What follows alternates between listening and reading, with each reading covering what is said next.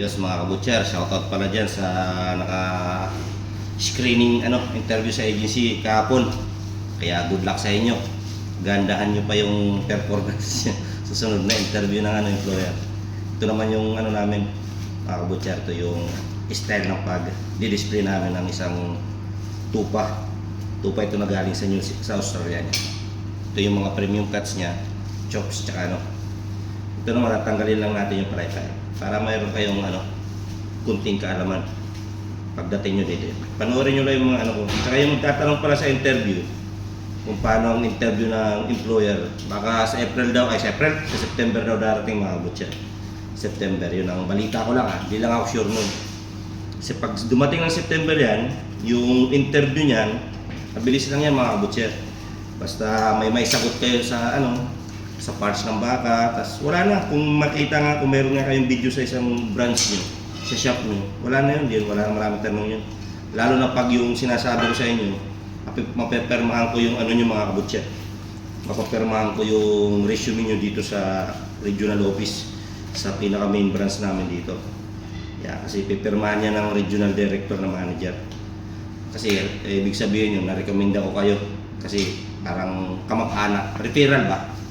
Wala maraming tanong yan. Pag basta makakita yan na napirmahan ng isang malaking tao dito, regional director na manager, pasado na kayo niya mga kabutcher. O opera na lang kayo niya ng Pero kung bigyan ulit ako ng konting tips sa inyo, parts lang yan ng baka, pag-aralan nyo. For example, kung nakasulat yan sa resume nyo, kay chicken cutter, yung mga parts ng manok, yun lang yung mga kabutcher. Tapos tatanungin ulit kayo kung anong previous na company nyo, dyan sa Pilipinas, kung saan kayo galing, yan, tatanungin yan. Kung nakasulat yan sa bio dito sa resume nyo, yun din, babasahin lang nila yan mga kabutcher. Walang trade test. Tapos kung meron kayong picture na naka-attach dyan sa resume nyo, makikita na nila yun. Kaya ibig sabihin yun, pasado na kayo niyan mga kabutcher. Kaya wala na problema niya. Kaya kapalit ko itong palipay na isa. Basta ganun lang sa mga nagtatanong sa akin ng interview. Walang maraming chichi-boriche. Parang baboy ditong palipay ng tupa mga kabutcher, laki rin. Bali, tutuloy ko na. Ito naman yung chops. Pag sinabing lang chops, yan. Bali, premium to. Galing, tawag namin dito, shoulder chops. Kaya kung pag tinanong kayo sa meat cutter kayo ng baka, kung anong pinakamalambot, alam nyo naman yun mga kabutcher. Sabihin nyo na, tenderloin, ano pa yung ibang pang-stick ng mga malambot. Ribeye, strip loin, sirloin, basta yun.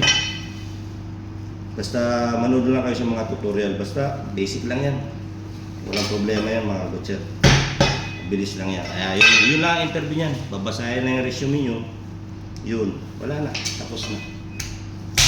Basta kunting tanong-tanong, basta yun. Tsaka Indiano naman yan, hindi naman masyadong fluent man nag-English din yan mga butcher.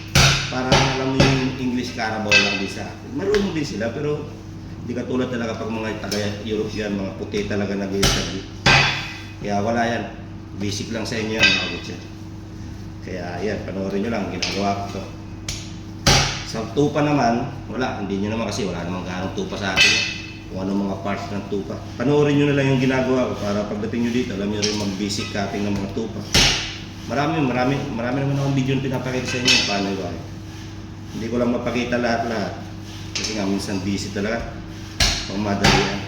Tsaka nasa small shop lang ako, nasa small branch lang kaya hindi kami. Marami rin kami mga premium cuts dito ng mga tupa, baka. Hindi ko lang talaga mapakita. Yan, tulad nito. Yan ang display ng shoulder chops. Bali tawag nito shoulder chops. May lamb chops pa yan, may rib chops, may french wrap. Ito naman yung tinatawag na 4/4 na mga butcher. Ganyan ang display namin. Lagay sa tray, yan. Sirarap, display dun sa counter. Kaya yun, good luck sa mga darating ngayong September. Saka sa mga fishmonger, baker, lahat yun. Halos basic lang yung mga butcher. Mga cashier. Kaya hanggang dito na lang mga butcher. Sana may matutunan kayo sa video to. God bless.